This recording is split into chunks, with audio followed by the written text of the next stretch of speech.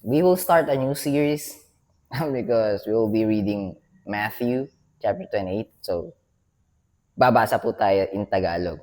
Mateo Kapitulo 28, versikulo 1 hanggang 8. Yung title, Muling Nabuhay si Jesus, pero yung verses na sakop ng title na to sa ASD, sa ang salita ng Diyos na version ng Biblia, ng Bible, ay verses 1 to 10. Pero ang babasahin natin yung verse 1 to 8, versikulo 1 hanggang 8.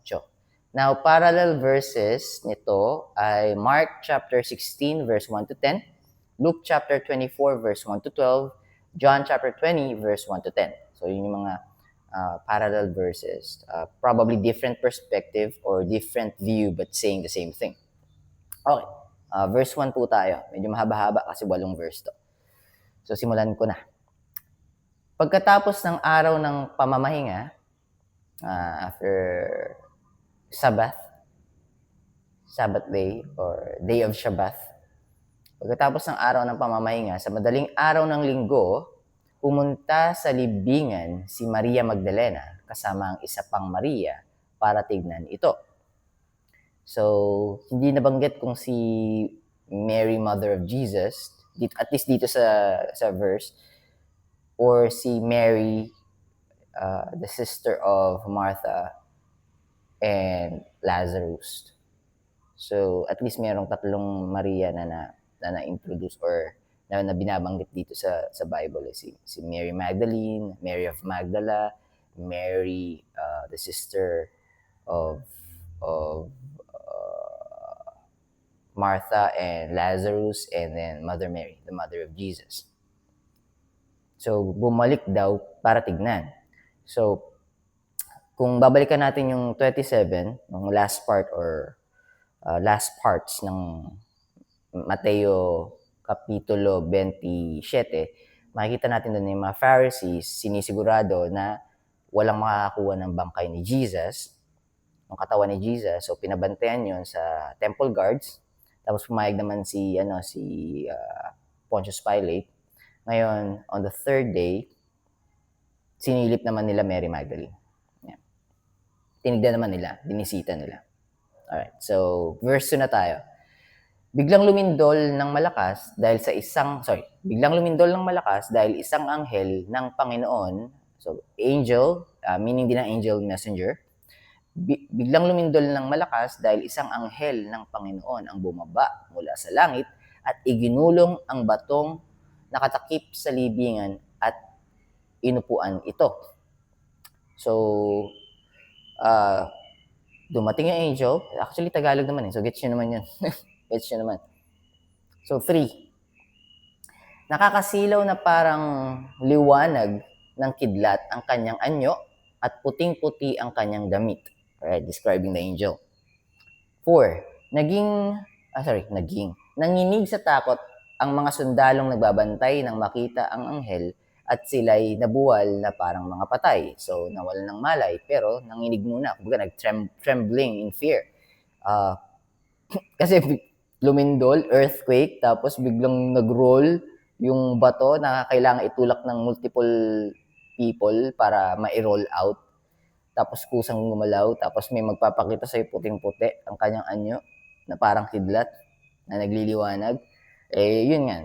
Tapos, against ka pa doon sa ganung, di ba sila against sa angels, but they are trying to prevent someone else to take our Lord Jesus Christ's body. Meaning, hindi sila naniniwala. Pero magpapakitang anghel. So, trembling in fear, and then passed out. Alright. Verse 5. Sinabi ng anghel sa mga babae, so si Mary Magdalene, Mary of Magdala, at yung kasama niyang other Mary. Pero tignan niyo rito yung grammar. Sinabi ng anghel sa mga babae. So again, Mary Magdalene, Mary of Magdala, Maria Magdalena is not alone when they went to where the tomb is located to check it out. Alright. Sinabi ng anghel sa mga babae, huwag kayong matakot. Alam kong hinahanap niyo si Jesus na ipinako sa krus.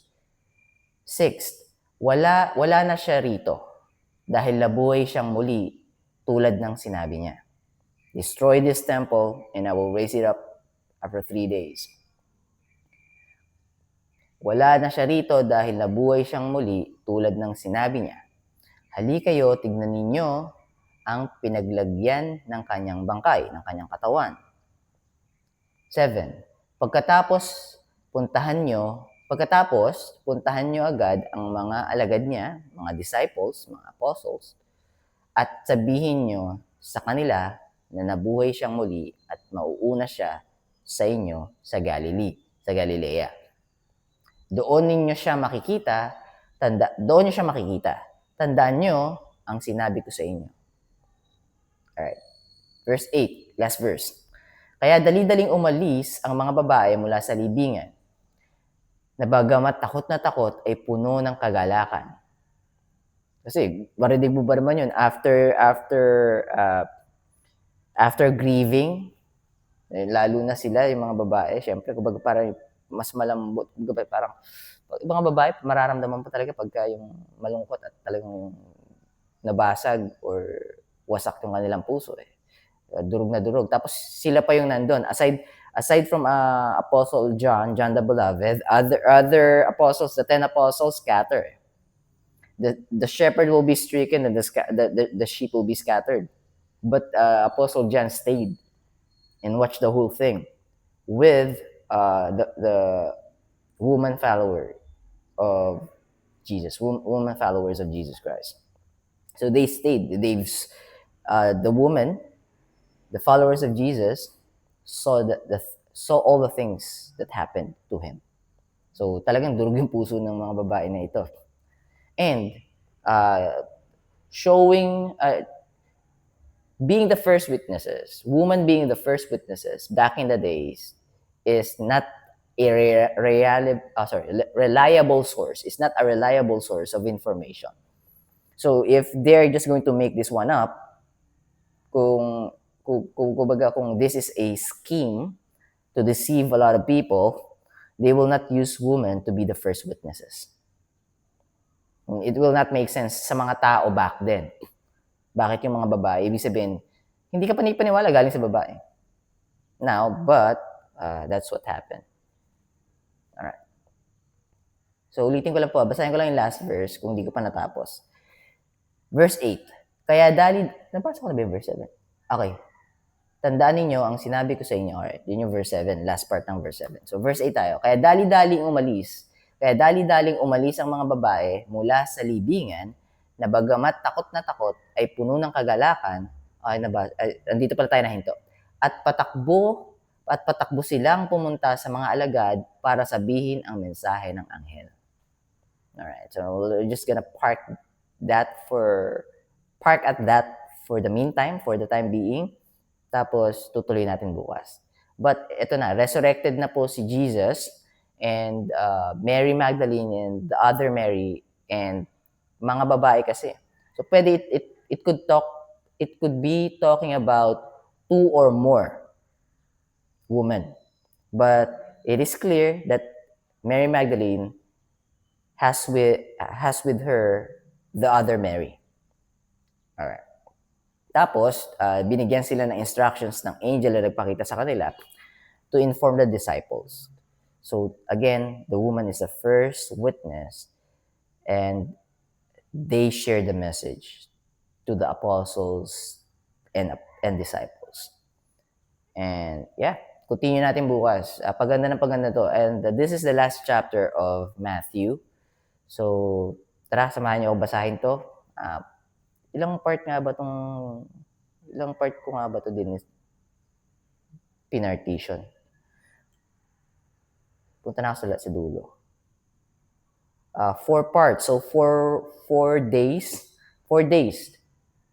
Matatapos na natin to within 4 days, including today. Kasi this is the first part ng Matthew chapter 28. Mateo kapitulo 28. Okay, I think that's it for the time being.